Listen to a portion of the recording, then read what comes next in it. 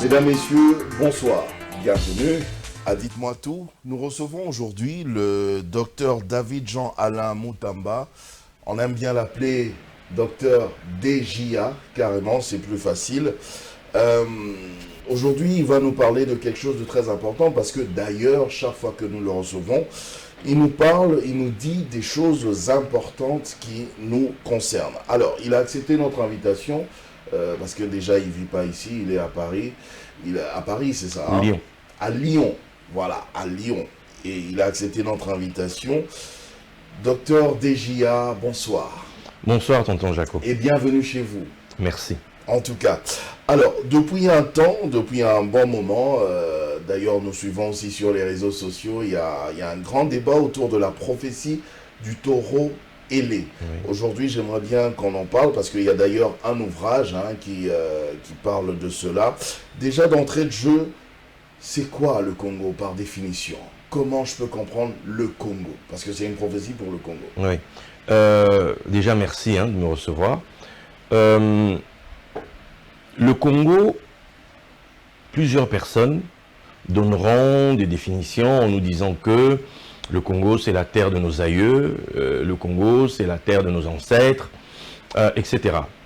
En fait, c'est faux.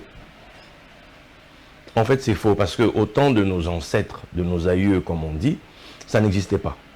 Ben, il y avait le grand royaume Congo. Oui, mais qui n'est pas notre Congo. Ah. Qui n'est pas ce Congo qu'il y a sur la carte.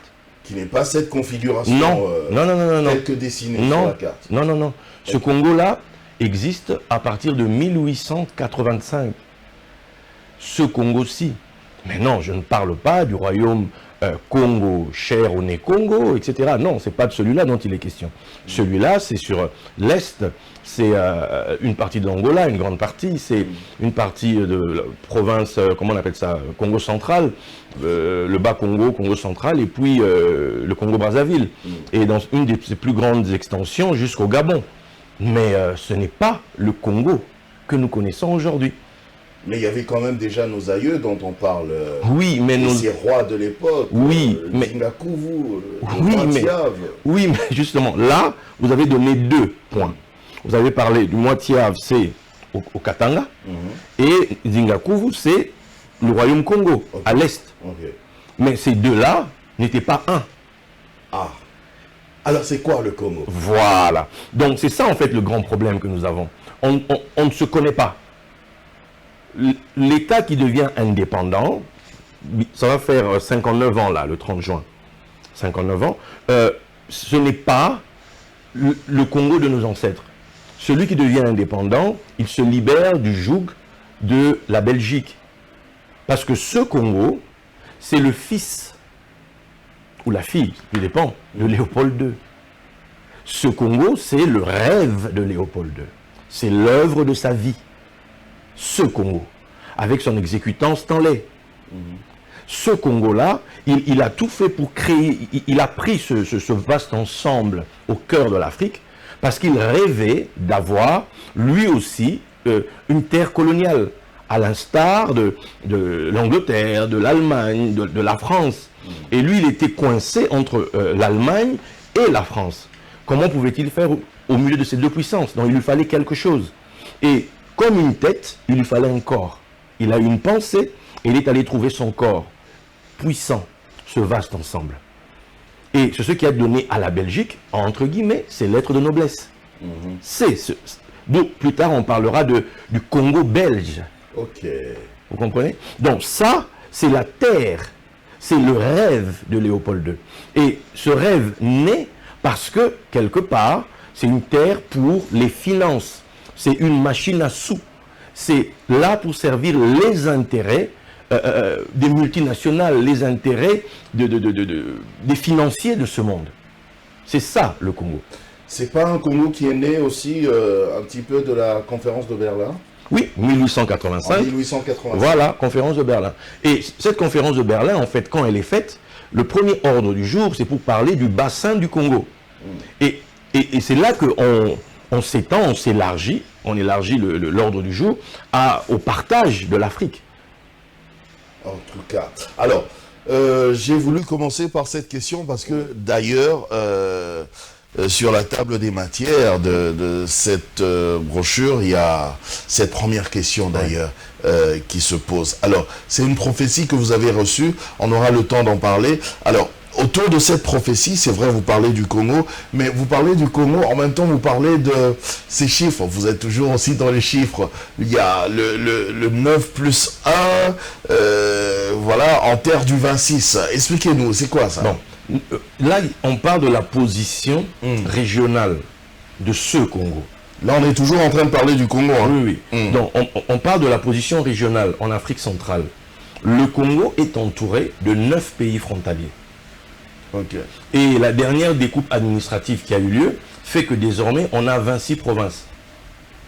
Donc j'explique que le 26, c'est la valeur numérique du nom de Dieu, du Dieu d'Israël. Oui. Ah oui. Yud He Vav He Yahvé, c'est valeur numérique 26.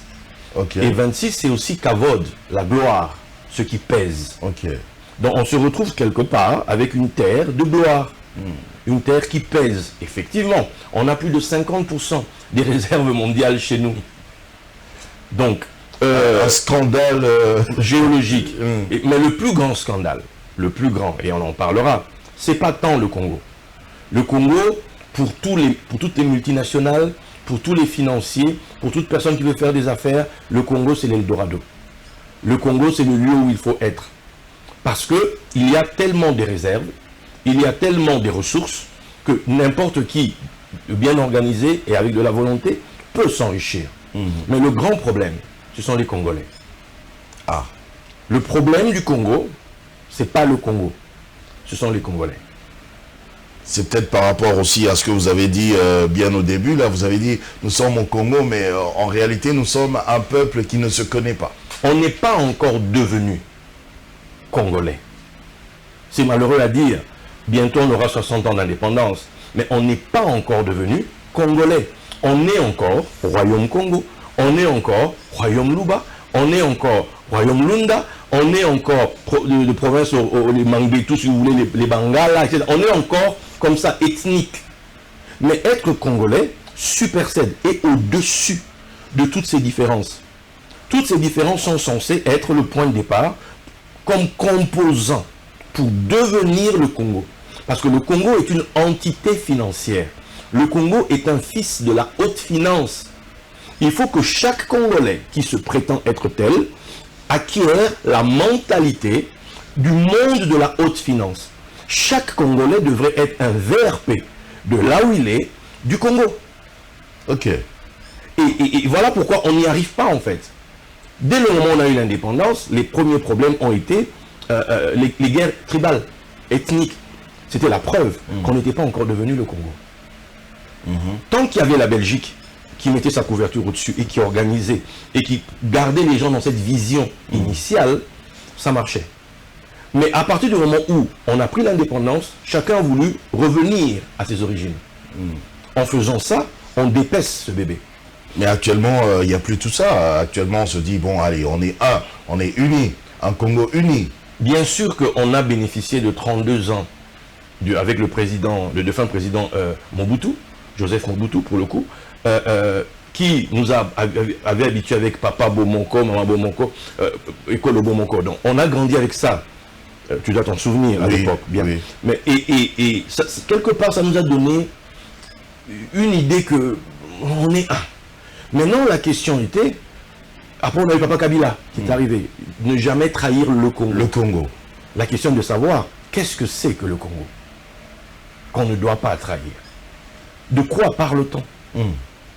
Parce que ce pays-là est, comment dire, au cœur de toutes les convoitises, est au cœur de tous les rêves, est au cœur de toutes les attentes.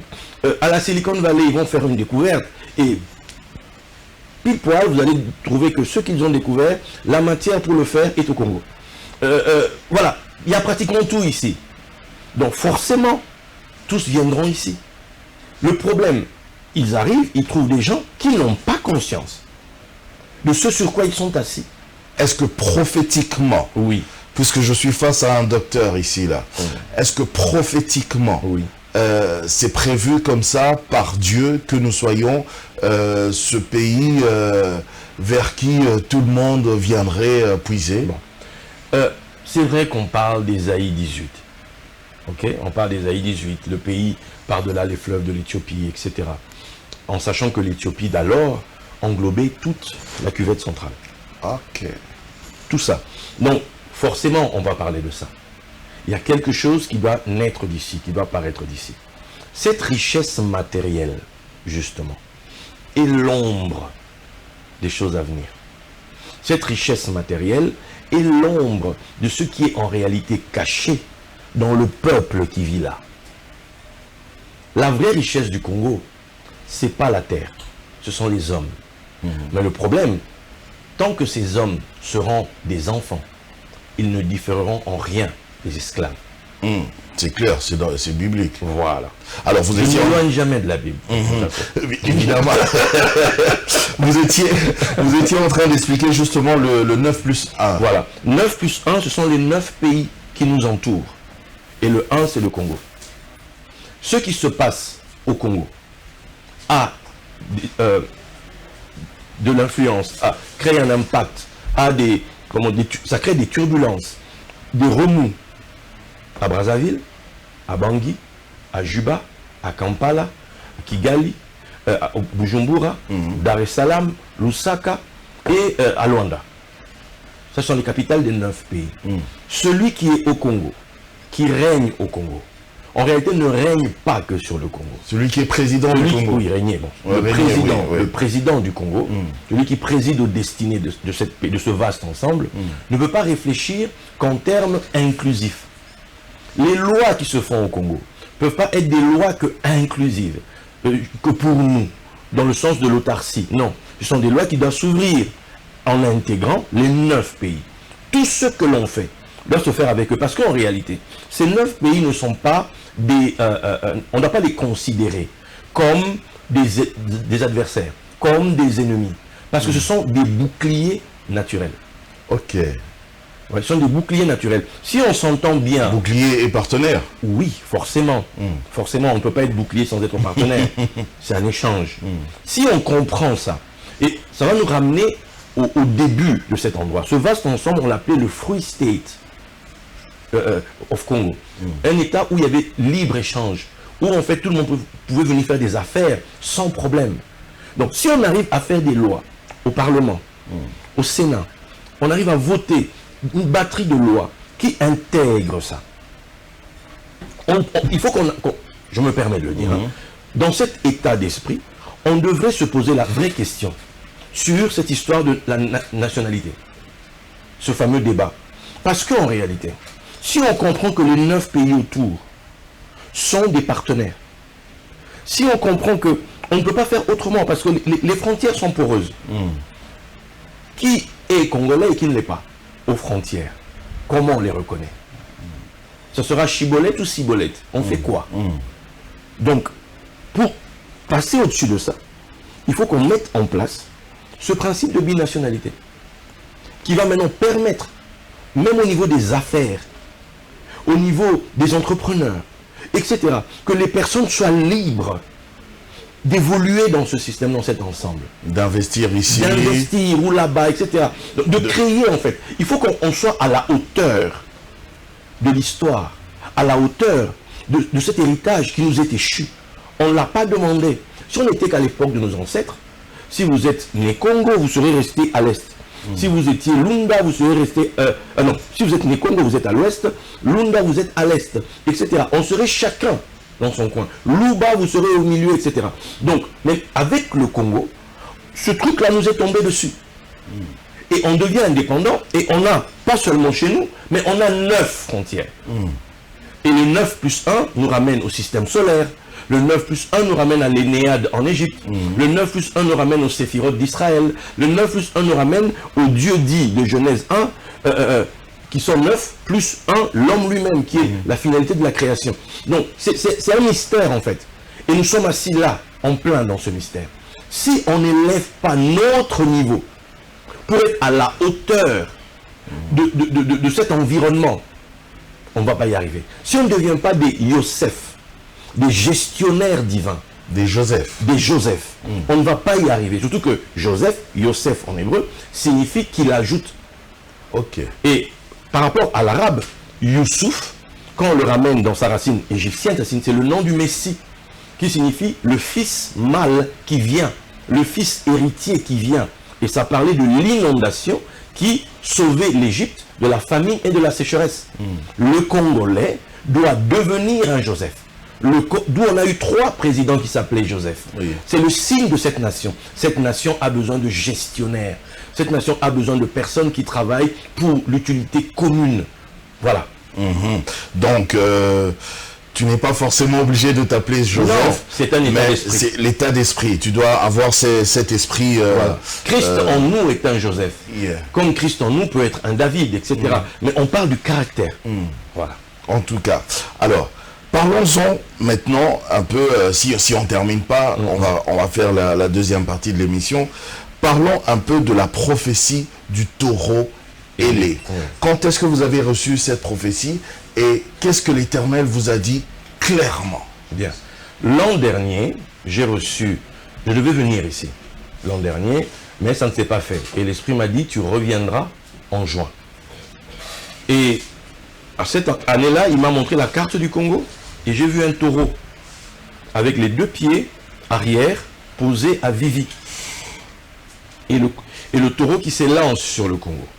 Le taureau symbolise la fécondité. Le Congo symbolise l'abondance. Le Congo symbolise le taureau. Le taureau, oui. C'est le serviteur qui travaille pour l'utilité commune. Qui laboure la terre. Oui. Voilà, qui laboure la terre. C'est la fécondité, parce que c'est la différence avec le bœuf.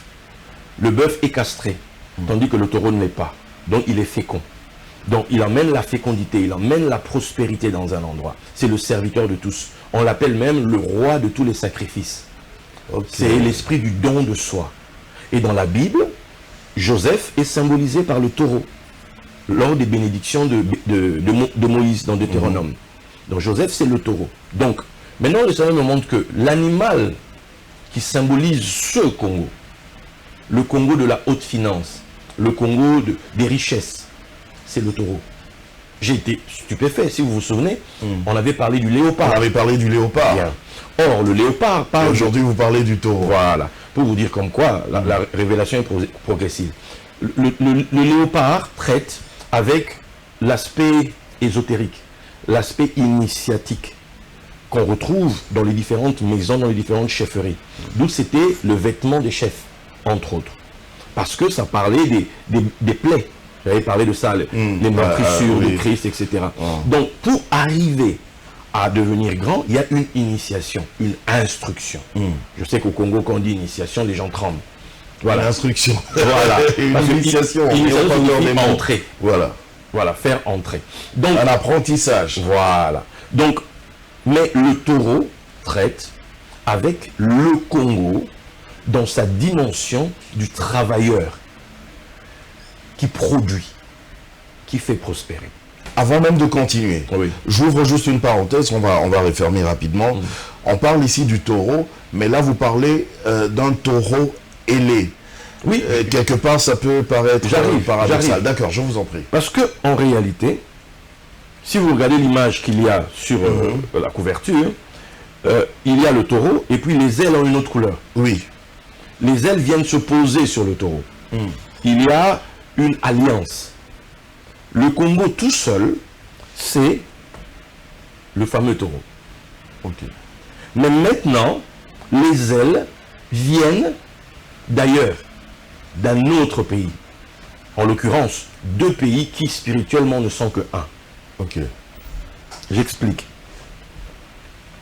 Quand on présente les animaux dans la Bible, il faut comprendre que cela est lié dans les cieux, par exemple, avec ce qu'on appelle le zodiaque. Voilà pourquoi, par exemple, dans son rêve, Joseph voit 11 étoiles qui se prosternent devant une étoile. Et avec le soleil et la lune. Donc, on comprend par là que Jacob, c'est le soleil, sa mère, c'est la lune, etc. On parle en réalité du zodiaque. Voilà pourquoi Christ a 12 apôtres. C'est le mystère du zodiaque dans le ciel. Le soleil, avec sa course dans l'écliptique, et qui passe par 12 signes majeurs. Ok. Voilà. Ça, on l'étudie à l'école. Hein. Bien sûr, il n'y a rien de mystique. Voilà, il n'y a rien de mystique là-dedans. Donc, mais maintenant, lorsque je le mets dans le livret, c'est marqué dedans, il y a des dessins et tout. Quand on fait le cercle, on divise le cercle en 12 parties. Par 4, vous savez, au milieu comme ça, là, on a de deux côtés les équinoxes, et au-dessus, on a les solstices. Ok? Bien. Par exemple, aujourd'hui, c'est le solstice. Le solstice d'été. Voilà, 21 juin. C'est le moment où le soleil est au plus haut. Solstice d'hiver, le soleil est au plus bas. L'équinoxe, même heure, jour et nuit. Ok? Bien. Maintenant, quand on divise ça, vous allez voir que par 12 parties, vous allez voir qui symbolisent les 12 signes, on va donc voir que ça forme des couples, un face à un autre, un face à un autre. Et on découvre ceci. On découvre par exemple que le lion est face au Verseau. Le Verseau, c'est l'homme avec la cruche. Oui. Voilà pourquoi en Égypte, vous avez par exemple ce fameux dessin du Sphinx. Un lion avec une tête d'homme. Voilà. Vous prenez par exemple la fameuse image Mami Wata. Mami Wata, c'est une femme avec en bas poisson. Ce symbole vient d'où? Une sirène, en fait. Voilà. Ça vient d'où? Ça vient du signe de la Vierge, qui est à l'équinoxe actuellement d'automne, et le signe du poisson, qui est à l'équinoxe du printemps. Les deux unis, quand vous voyez cette image-là, ça parle de ça, en fait. Ok. Vous comprenez? Maintenant, on a une autre image. On a le taureau qui a face à lui le scorpion. Or, le scorpion, le signe du scorpion, est aussi appelé dans la science qui traite de l'astrologie, de l'astronomie et tout, on l'appelle aussi l'aigle. Le scorpion, le signe du scorpion. Oui, parce que c'est la même région céleste. Ok. On l'appelait aussi l'aigle avant. Donc, on a donc le scorpion, et donc on dit que le scorpion, dans sa forme, puisque le scorpion est terrestre, mais dans sa forme sublimée, il devient l'aigle. L'aigle. Qui monte, qui vole très haut. Les ailes, là, ce sont les ailes de l'aigle. Parce que face au taureau, on a le scorpion. À quoi reconnaître? Là, c'est l'explication que vous avez eue. Oui. Parce que recevoir directement une prophétie comme ça, sans explication, c'est compliqué. D'où un prophète voit la vision et il doit avoir l'interprétation de la vision. Et afin de donner au peuple, d'expliquer. Exactement. Donc, le taureau, on a compris que le taureau, c'est Joseph. C'est Joseph. Le taureau, c'est le Congo. Le taureau, c'est la fécondité. La fécondité. La vigueur. Ok. Mais c'est le Congo. Retenons bien ça. Aussi énorme, aussi puissant, et qui est là pour produire des richesses. Le problème, qui est le scorpion? La grande question. Quel est le signe de reconnaissance du scorpion? C'est mandibule, c'est... voilà. Surtout le dard, c'est son arme. Le dard qui verse un venin, un poison. Oui. Or, le Seigneur me dit, regarde, que s'est-il passé depuis 97? En 97, il y a eu l'avènement avec l'AFDEL, etc., toutes ces forces venues de l'Est. Bref, je veux le dire, il y a eu, en guillemets, les Rwandais qui sont arrivés dans le pays. Et quel est ce truc qui s'est répandu, qui fait un peu la terreur un peu partout, qui fait que la plupart des Congolais circulent avec du miel? C'est le poison. Ok. Le Seigneur me dit, voilà, l'arme de guerre du scorpion, c'est le poison. Le scorpion est petit. Le scorpion, c'est le Rwanda. Mais ce scorpion n'est pas resté scorpion. Il est devenu aigle. Il a volé vers l'excellence. Il s'est développé. Il est allé... Aujourd'hui, vous allez à Kigali par exemple, les gens se sont développés vraiment. Vraiment, vraiment, j'avais vu. Hein. Voilà, vraiment. Donc, on a vu qu'est-ce qu'on peut devenir avec les richesses qu'il y a dans ce pays. Maintenant, qu'est-ce que le Seigneur me dit? Il me dit, ramène-toi à l'histoire. Après la guerre, Première Guerre mondiale, puisque le Rwanda et Urundi, c'est comme ça qu'on l'appelait. Rwanda-Urundi appartenait aux Allemands. Quand les Allemands ont été vaincus, Rwanda-Urundi, Tanzanie, et même je pense, oui, Rwanda-Urundi et puis Tanzanie, les Anglais ont voulu prendre. Mais les Belges ont dit, attendez, c'est la force publique qui a chassé les Allemands, qu'est-ce que vous faites? Donnez-nous quand même quelque chose.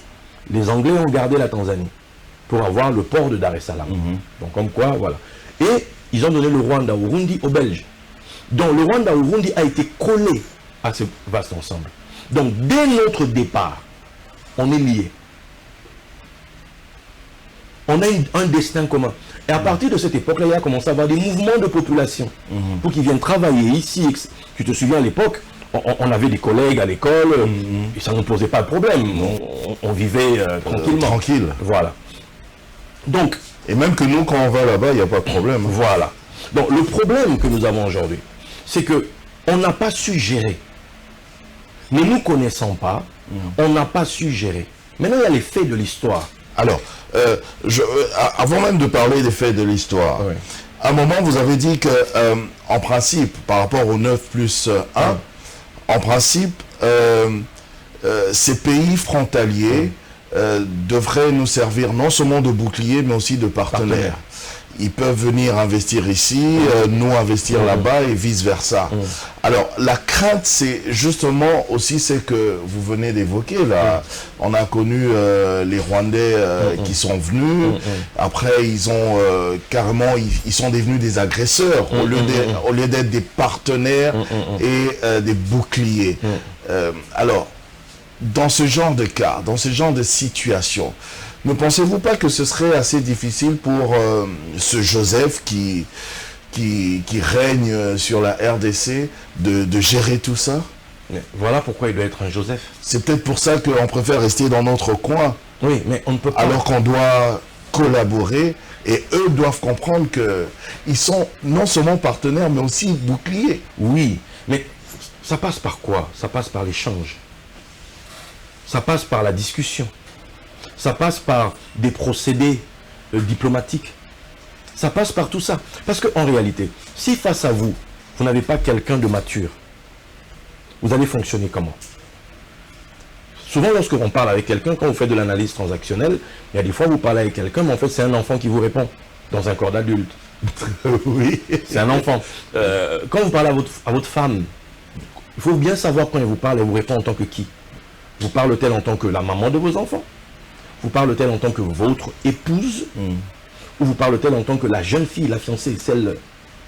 Et souvent, les hommes, on ne réalise pas la subtilité. Ah, c'est vrai, c'est vrai. C'est vrai. Là, j'ai touché un point. Oui, vous avez touché, je me retrouve. On n'arrive pas, en fait, à trouver. Et en politique, c'est la même chose, en fait. Les pays traitent avec nous selon ce qu'on leur montre. Selon ce qu'on leur montre. Je ne suis pas là pour donner des leçons de politique. Moi, je donne le conseil de Dieu. Oui. Je donne le conseil de Dieu. Je veux revenir sur les ailes, puisque je n'en ai pas parlé. D'accord. Rwanda-Urundi. Rwanda-Urundi, quand vous l'écrivez avec les lettres hébraïques, ça nous montre que c'est la même chose.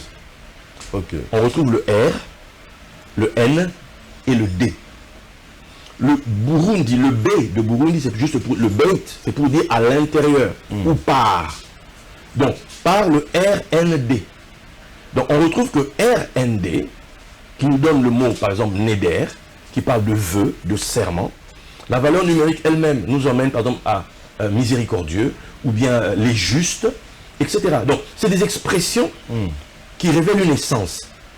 Si le taureau, là, fait alliance, comprend qu'à ses origines, ce peuple-là a été collé à lui. Nous pouvons avoir une relation privilégiée. En fait, cette relation privilégiée nous a été imposée. Vous savez, quand le temps d'une chose arrive, et que les personnes sur Terre ne sont pas prêtes, le ciel, si je peux parler ainsi, le monde spirituel hâte les événements. Hâter les événements signifie que, quelque part, on est violé. D'où les viols à l'Est. Ok. Cette image matérielle. C'est qu'on n'est pas prêt. On n'est pas prêt et on se fait violer. C'est pas dire que l'acte sexuel est mauvais, mais il y a un âge. Le consentement, on est prêt pour. Il y a la préparation. Voilà. Comme cette fameuse histoire qui défraie la chronique actuellement ici. Donc, c'est les viols.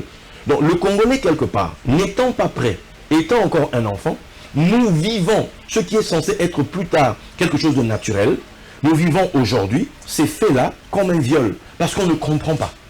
Mais vous avez parlé justement allez, on va dire de la création de ce Congo, la configuration actuelle, depuis 1885. Depuis 1885, vraiment, pensez-vous qu'on n'a pas atteint la maturité, la préparation qu'il fallait? La preuve, les guerres tribales.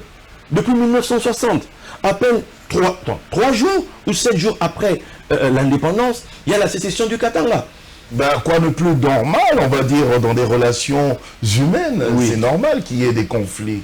Parce que c'est... Qu'on peut gérer d'ailleurs. C'est le chemin de la croissance. Rien n'est perdu en soi. Chaque chose arrive en son temps. Toute chose est belle en son temps. Et d'où Dieu envoie sa parole. Là, je viens jeter une semence. Je viens comme la pluie arroser ce qu'il y a déjà. Je viens pour ouvrir les yeux, mettre un collier dans les yeux, pour dire que le Rwandais, malgré tout ce qui s'est passé, n'est pas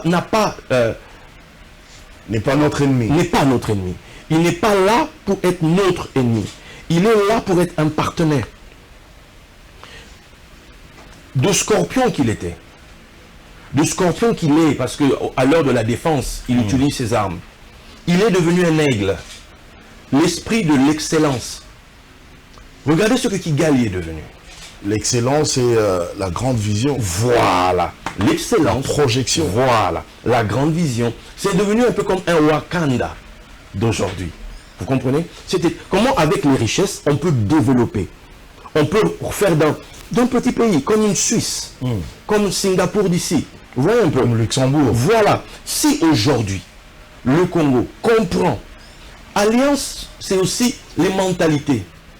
Voir chez l'autre ce qui peut nous servir. Et si on arrive à faire, au lieu que, parce que, vous savez, on parle de balkanisation, etc. Parce que, c'est ça, il y a tout ça. Il y a tout ça, oui. Pourquoi? Alors, les gens se disent, mais on ne peut pas faire ami-ami avec tous ces gens. Non, justement, c'est là la clé. Si on fait ami-ami, si on a le partenariat du taureau ailé, il n'y a plus de balkanisation. Il n'y en a plus. Parce qu'en réalité, ça c'est d'après la prophétie. D'après la prophétie. Parce que ce n'est pas prévu, en fait, qu'il y ait balkanisation. La balkanisation, c'est le plan X, si je peux appeler ainsi. En cas, parce que si vraiment les gens ne comprennent pas. Parce que le but, c'est que ils ont besoin, je veux dire spirituellement, ce pays est la réserve du monde. Ce pays a besoin d'un gestionnaire, a besoin de gestionnaires, a besoin des Joseph. D'où ce qu'on a vu au Rwanda est un exemple de ce que le Congo est censé devenir. Imaginez un Congo devenu aussi développé que le Rwanda. Imaginez un Congo. Ils sont quelque part venus de l'Est. De l'Est vient le soleil. La lumière vient de l'Est. Quelque part, on a une vision. Maintenant, quand on n'est pas prêt, on se sent violé. Mais quand une chose est arrivée, on doit tirer les conséquences. On doit devenir mature. Devenir mature fait mal. La jeune fille, quand elle rencontre un homme la première fois, ce n'est pas la fête pour elle. Non. Elle souffre. Mais plus tard, elle souffrira davantage parce qu'elle devra mettre au monde. Ah oui. Une maman qui a plein d'enfants, c'est une maman qui a souffert plusieurs fois. Mais elle ne s'en plaint pas. C'est un bonheur. C'est un bonheur. Elle a compris. Si on comprend notre destin et qu'on se lève à son niveau, on fera de ce grand ensemble le lieu d'abondance et de prospérité comme on n'a jamais vu. J'ai vu des bâtiments s'élever. J'ai vu des constructions sur ce pays en esprit. J'ai vu des choses se faire. Je me dis, Seigneur, c'est pas possible. Oui, c'est possible. Mais parce que c'est ça la vision de ce pays. C'est ça la vision. Dépassons les clivages. Essayons de nous élever au-dessus des souffrances. Mettons en place des processus de pardon. Mettons en place des processus où on va construire des mémorials sur toute la ligne de l'Est pour nous rappeler, pour plus jamais ça, pour honorer les familles, pour honorer la mémoire de ceux qui sont tombés dans ces souffrances, comme eux-mêmes l'ont fait chez eux. Mettons ces choses en place, mettons des journées de souvenirs, mais avançons. Jacob a perdu Rachel et il l'a enterré au bord du chemin pour que lui continue à marcher. Yes. On doit continuer de marcher et atteindre notre plein potentiel. Le plein potentiel, c'est le taureau ailé. C'est de faire de ce grand ensemble de qui va pulser la croissance mondiale. Être à la hauteur de ceux qui sont assis à Davos, qui sont assis à l'ONU, qui sont assis un peu partout à décider, à Bilbert et autres. On est capable. Nous aurons la deuxième partie, hein, je vous signale la deuxième partie, ne manquez pas la deuxième partie de cette émission Dites-moi tout, autour justement de la prophétie du taureau ailé. Alors, juste en une minute comme ça qui nous reste, j'avais envie de poser cette question qui bouillonnait depuis longtemps. Oui. Quand on a parlé du 9+1, Oui. dans une terre de 26, donc les 26 provinces, vous avez dit que la valeur numérique du 26, ça représente Dieu, c'est ça. Alors, le Congo, ce même Congo, on a quitté de 9 régions à 11 provinces et maintenant 26 provinces. Est-ce que c'était prophétiquement logique ou alors c'était par pur hasard, on a fait tout ça? Je ne crois pas au hasard. De 9, Oui. 11 et maintenant 26. Je ne crois pas au hasard. Le maître de l'histoire est au contrôle. Le Seigneur des temps et des circonstances est au contrôle. Je ne crois pas au hasard. 9 avait sa signification, Oui. sa valeur numérique. Non. Déjà 9, c'est une valeur numérique, mais Oui. 9, vous avez les 9 pays autour. Ah, et 11, 11 aussi. 11, c'est la séparation qu'il y a entre le calendrier solaire et le calendrier lunaire. C'est les 11 jours de séparation. qui voulait rien dire pour nous, hein. Quand nous on fait les choses, est-ce qu'on sait forcément qu'est-ce que ça signifie? Est-ce que celui qui est dans le fin fond du Congo sait ce que ça signifie? Le vrai problème du Congo. En fait, je veux juste savoir si maintenant la décision de découper justement la RDC en 26 provinces était une révélation divine ou bien on l'a fait sur un coup de tête. Je ne sais pas. Je ne suis pas dans le secret des alcôves de ce pays. Je ne sais pas. Tout ce que je sais, c'est que rien n'arrive par hasard. Le vrai problème de ce pays, je vais peut-être m'arrêter là, Oui. et en attendant la suite, le vrai problème de ce pays, et c'est depuis le départ, c'est l'ignorance. On a perdu le savoir sacré. Des chefs, à l'époque, ont signé des documents vendant ce pays, vendant des terres, sans savoir ce qu'ils signaient. Le peuple périt, faute de connaissances. Et aujourd'hui, on a ce sérieux problème. Je ne parle pas d'une connaissance littérale, exotérique, extérieure. Je parle de la connaissance des choses intérieures. Je parle de la connaissance expérimentale, le yada, le date de Dieu. Je parle de ce que j'appelle l'ésotérisme. C'est-à-dire cette science des choses intérieures de Dieu. On avait ça dans nos cultures, mais on a perdu. On a pensé que l'évangile, c'est une licence à vivre à l'extérieur, alors que l'évangile nous amène à Christ en nous, aux choses intérieures. N'ayant pas ce savoir, on se perd. En tout cas, Docteur DJA, merci. Merci tonton Jaco. Nous allons continuer pour une deuxième partie de l'émission parce que c'est très important. Est-ce qu'on pourra tout évoquer? Je ne sais pas. Mais la deuxième partie nous attend. Mesdames, Messieurs, merci pour votre sympathique attention. Au revoir et rendez-vous à la deuxième partie.